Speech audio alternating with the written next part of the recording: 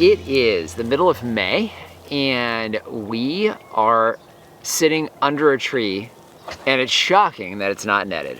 What is this? This is one of our Florida Prince peach trees. Yeah, so we are in the harvesting notch of, I guess this is the fourth one, this is the last one in the row.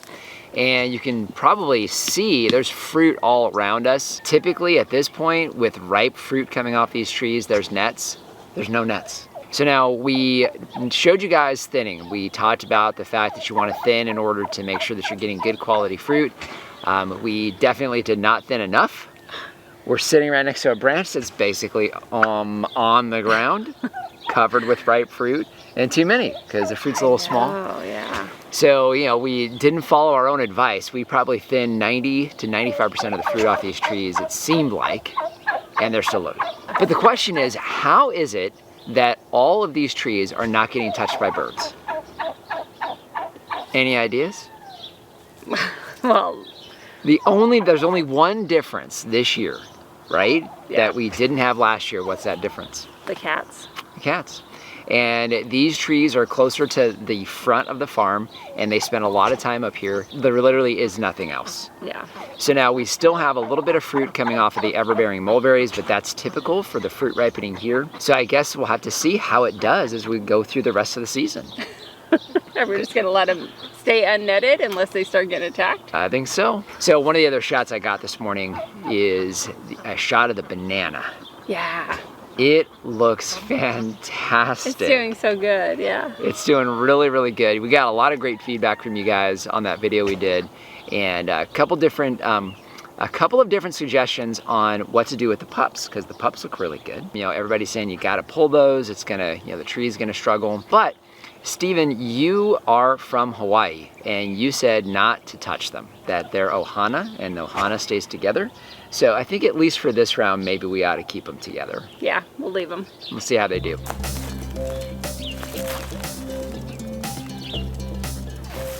So we mentioned that we're here in the middle of May, and you'll see we have our garlic here. We're gonna do that harvest with you.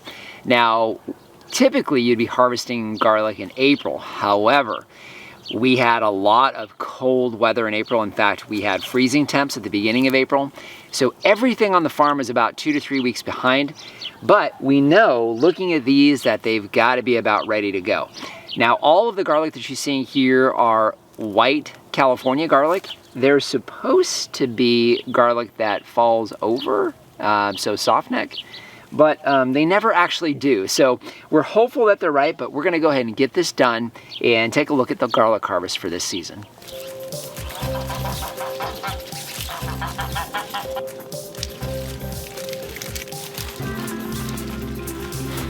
Oh, you gotta love the smell of this harvest.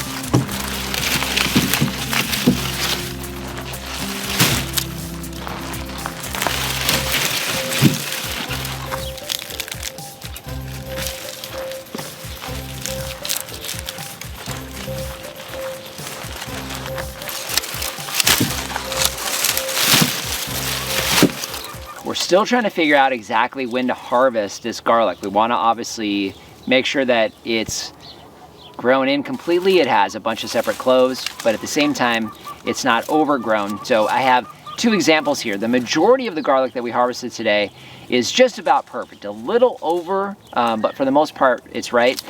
So this one is perfectly done, and what I want to show you is how the bulb itself looks. So typical of what you would find in, say, a grocery store, what you're used to. Now, the leaves themselves are a lot different on this one. So you can kind of see you have a single stalk, you have basically a single stem or leaf that's coming out of here. So it's all coming from this single bulb. And I've got one here that's completely overripe, basically. So the first thing that happens is it starts to split right in the middle of the bulb itself, which can cause a problem when you're trying to actually cure the garlic. And then you'll notice on basically the stalk itself, you have multiple shoots that are starting to develop off of the stalk, essentially, that's coming out of the garlic. So here we've got one that's overdone. So that's a good indicator for us and a good reminder as we go into next year that we are looking at some done garlic. Now these garlic, this is their second year here in Arizona. So these are actually essentially Eon Farm garlics at this point. It's our own land race because everything that did survive last year, which we struggled, we didn't get a lot of ripe garlic that we were able to consume ourselves, but everything that did survive over the summertime, we went ahead and planted in the fall, and we've got a much better crop of garlic. When it comes to pulling, we went ahead and eliminated the irrigation off of the garlic yesterday. So these have not been watered in 24 hours. That helps because they're easier to pull so that the roots are not holding on quite as strong in that real moist soil. And also it helps us to clean them because we're not going to wash them. That's important for the next step. And last but not least, as far as importance on the next step, is leaving the roots. We get a lot of folks that, comment and ask us, how they can keep the garlic from basically turning soft when it's in the next stage. And leaving these roots, as many as you can, on here is very important. So don't cut them, leave them just the way they are. And then of course, leave the top. Okay, on to the next step.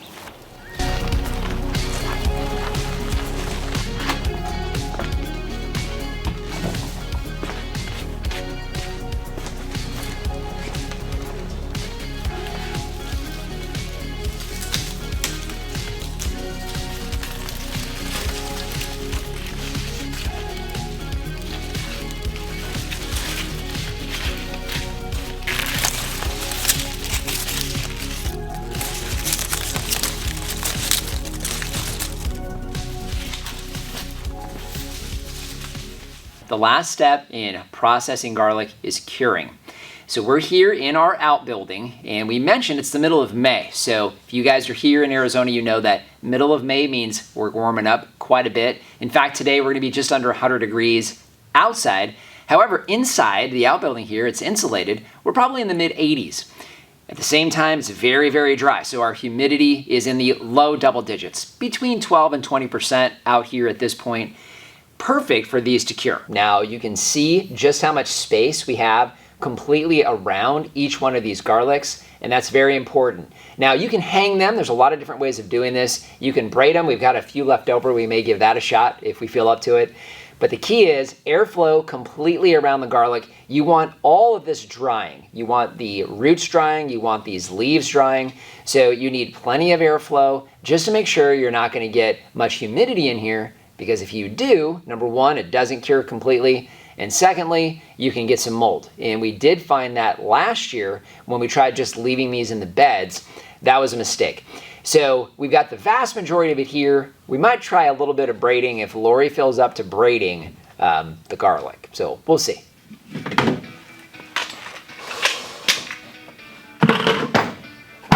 Like that? Gotta get it in the bucket. Yeah.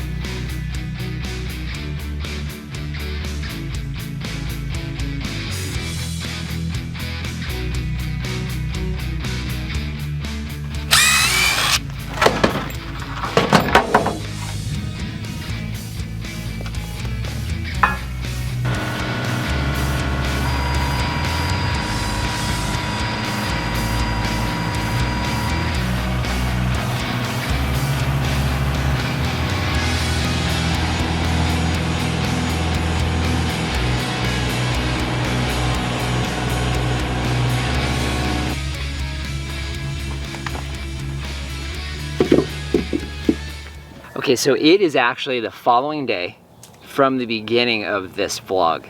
And the reason is we actually are doing some capital expenditures for the business. Now, why would we need to do that? Not to put you on the spot or anything, because I love doing it, especially on camera. Go ahead and explain to everybody why we're pulling out fencing that was perfectly fine. Well, one, it was not perfectly fine because it didn't match the other stuff and it didn't look pretty. Keep going. Just keep going. This is perfect. You were so mean. I wouldn't say that's mean, it's just being honest. Okay. I think it's silly because I'm a guy, but go ahead. So at the front of the house, when we built it and started the fencing, I wanted something nice up front. So we did metal fencing. So that's all metal posts. It's not, you know, like the plastic PVC whatever fencing. It's all metal. Might point out expensive metal fencing. It was really expensive. So he only let me go so far with it. He only let me. Our finances only allowed us to go so far. Continue. So to make up the difference, we did wood slats and painted them white to kind of make it look similar. Like a farm. So Yeah. we had metal fencing, we had wood fencing, we had gates that are totally different. So it was just like not nice enough for me. I guess. Oh, you know, I love you. You're a farm girl, but you're still a city girl in some aspects. I think this is one of them. We have a functioning farm. We talk about that, right? We finish the vlogs in all of our videos that way, and people ask us what that means, and it actually earns an income. So your income, essentially, is the farm income, and you're able to replace your income that you were making at the dental office with the farm here. So everything we've done, you know, we're not a permaculture paradise, which people give us a hard time about all the time, and that's because there's a lot more upfront expense, and you take a very, very long time to earn a profit, if at all. And the point behind this was just that. This is a big part of our retirement program. Yeah. Right? So it's our 401k. It's your 401k, essentially. But one of the things that happened last year before last actually, we turned a profit for the first time. We actually set aside some capital for some capital expenses, and replacing the fencing is what you decided you wanted to get done. Well, we did the extension off the outbuilding. True. So we did that one first. Yep. But yeah, the guys that did that are welders, and so I asked them about the fencing, and it's something that they were able to do, and they'll be here 2 weeks from now. So we needed to get the old fencing out. We wanted to make sure that was out of their way, and it actually wound up coming out pretty easy. And you're excited because we're going to be able to reuse some of the fence posts. Oh my goodness, no. For parking. That's not true. That's not true. I think it looks ridiculous. Paint it white, it'll be fine. It all matches. So just want to thank you for joining us today. If you haven't done so already, subscribe to the channel. We cover a lot of things here on this newly established functioning farm here in the Arizona desert, and would love to see you on a regular basis. If you have any questions or comments, those go in the comment section down below.